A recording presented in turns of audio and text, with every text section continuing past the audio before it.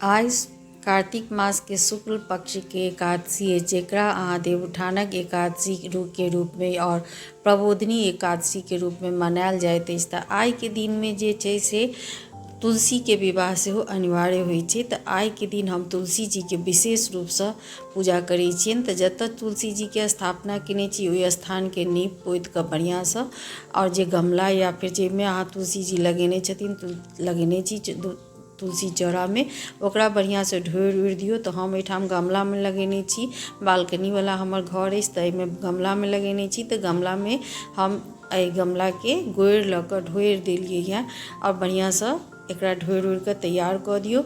आब एहिठमा चारू तरफ से अहाँ घुमा घुमा कऽ तुलसी जी के बढ़िया से ढोरि दियौ। कनि कोरिया कऽ ओकरा माटि में कनि गंगाजल सेहो दऽ दियौ। आब जे छै एहिठाम जे छै से तुलसी जी के हम श्रृंगार करबनि। तऽ तुलसी जी के श्रृंगार के लेल अहाँ कनि सिंदूर में घी और हरदि मिला कऽ घोरि लिअ आ 5 ठाम सिंदूर लगा दियौ और ओम सेहो लिखियौ तुलसी चौरा पर। ओकर बाद जे छै से जते तुलसी जी छथिन पत्ता में कनि कनि सिंदूर लगा दियौ।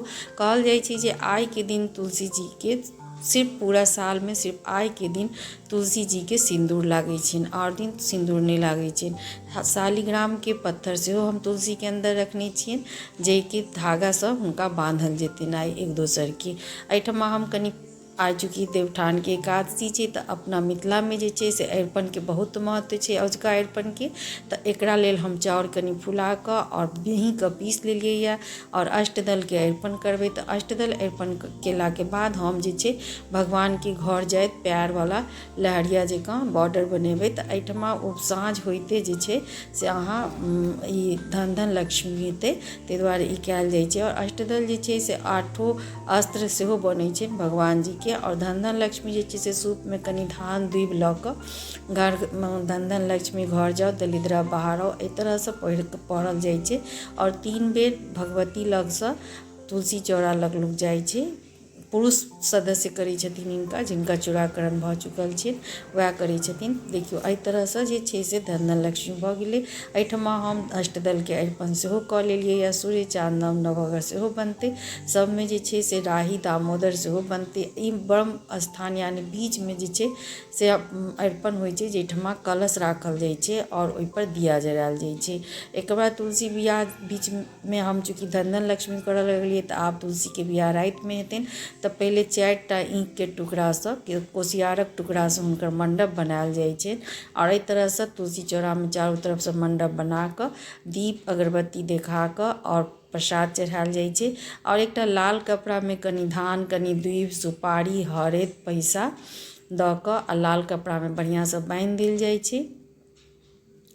आ ई तुलसी जी में बान्हि देल जाइ छै, चाहे लाल हुए चाहे पियर, दुनू में से लाल पियर कोनो कपड़ा से अहाँ एना तुलसी जी के बान्हि दियौ। ई तुलसी जी के विवाहक ई भेलनि, ई तुलसी जी के विवाह एनाही करायल जाइ छै।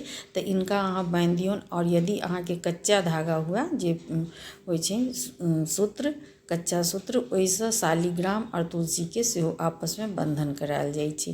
तऽ देखियौ तुलसी विवाह। और 5टा दीप जरा दियौ, चारों तरफ दीप अगरबत्ती मोमबत्ती सबके जरा कऽ बढ़िया से सजा दियौ तुलसी चौरा के। एहिठमा चूँकि हवा अछि ताहि दऽ कऽ दीप अगरबत्ती दीप जराबे में कनि दिक्कत भऽ रहल अछि, लेकिन अहाँ जरूर जराउ। तऽ देखियौ एहि तरह से जे छै से तुलसी जी के विवाह सम्पन्न भेल। और अहाँ 5 आंगन जाकऽ, अपना सब में 5 आंगन जाकऽ अरिपन देखबाक विधि छै, जे लोग देखै छै तऽ बहुत नीक मानल जाइ छै। ताहि दुआरे जे छै से 5 आंगन जरूर अरिपन जाकऽ अहाँ देखू। तऽ देखियौ तुलसी जी के विवाह सम्पन्न भेल। एहिठमा हम दीप उप जरा देलियै यऽ। और चूँकि चारू तरफ जरायल जाइ छै तऽ एतऽ तऽ जगह कम छै, ताहि दुआरे लेकिन अहाँ लग ठाम जगह अछि तऽ दीप मोमबत्ती सबसँ खूब बढ़िया सजा दियौ। कलश में सेहो दीप चौमुखी दीप जरा दियौ। आ एहिठमा मेन गेट पर सेहो 2टा दीप कनि अरिपन कऽ कऽ जरा दियौ। आ एहिठमा देखियौ भगवती के पैर जे छनि से बनल छनि घर के मुँहे जाइत। तऽ एहि तरह से जे छै से अहाँके तुलसी विवाह और देवउठानक एकादशी सम्पन्न भेल। तऽ आइ लोग फास्टिंग राखै छै, ताहि दुआरे आब सम्पन्न भेल एकादशी। तऽ हमसब आब कनि फलाहार करबै एकादशी के। तऽ चलू आब हम फलाहार करै छी, मिलै छी अहाँ संग। दोसर वीडियो में। तऽ तब तक के लेल बाय बाय। आ तब तक जे छै से अहाँ 5 आङ्गन अरिपन जरूर देख लिअ। तऽ आइके अरिपनमे राही दामोदर सेहो बनै छथिन, हर हरबा सेहो बनै छै। आओर जे छै से देखियौ पूरा अरिपन तैयार अछि। तऽ 5 आङ्गन जब तक अहाँ अरिपन दिअ तब तक हम बेटा चुमाओन बेटी चुमाओन सेहो संगमे बनै छै। तऽ जय मिथिला जय मैथिली।